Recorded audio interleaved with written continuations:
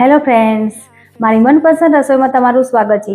આજે આપણે દિવાળીના દિવસે બનાવાતા માલપુઆ બનાવીશું, અને એ પણ તળવાની કે ચાસણી બનાવવાની ઝંઝટ વગર. તો ચાલો આપણે બનાવવાનું શરૂ કરી લઈએ.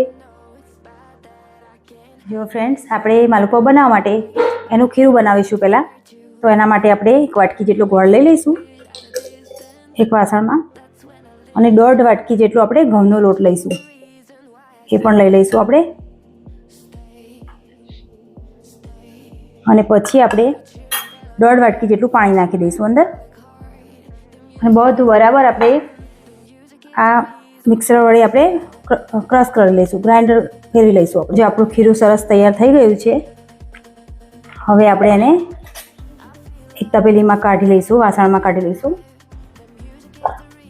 આવી રીતે આપણે કરવાથી આપણા ગોળ છે એ જલ્દી ઓગળી જાય છે. આવું સરસ મજાનું આપણું ખીરું બનીને તૈયાર થઈ ગયું છે. હવે આને આપણે 3-4 કલાક માટે આથો આવવા માટે મૂકી દઈશું, એટલે આપણા જે માલપુઆ છે એ ખૂબ સરસ બનશે. જો આપણે 3-4 કલાક થઈ ગયા છે અને આપણું ખીરું સરસ મજાનું આપણું પલળી ગયું છે. જો સરસ આ ટાઈપનું થઈ ગયું છે. હવે એમાં આપણે થોડો ઇલાયચી પાવડર નાખી દઈશું,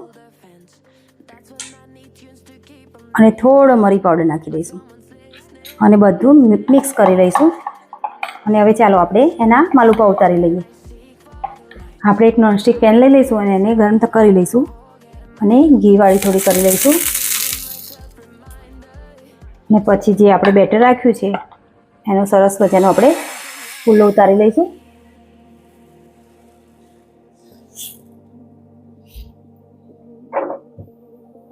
અને થોડું આપણે ઘી નાખી લઈશું એની આજુબાજુમાં.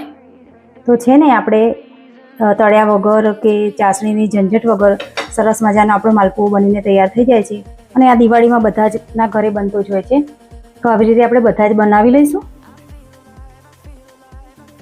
જો એક બાજુ ચડી જાય એટલે આપણે એને પલટાવી લઈશું, અને પછી પાછું થોડું આપણે ઘી નાખી લઈશું. અને આવી રીતે આપણે બધા જ માલપુઆ ઉતારી લઈશું. જો આપણા માલપુઆ બનીને તૈયાર થઈ ગયા છે. હવે એને આપણે સર્વ કરી લઈશું.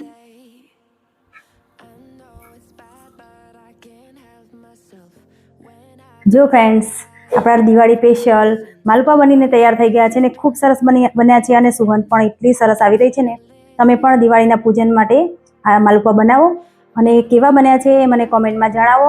અને મારી ચેનલને લાઇક, શેર અને સબસ્ક્રાઈબ કરવાનું ભૂલશો નહીં.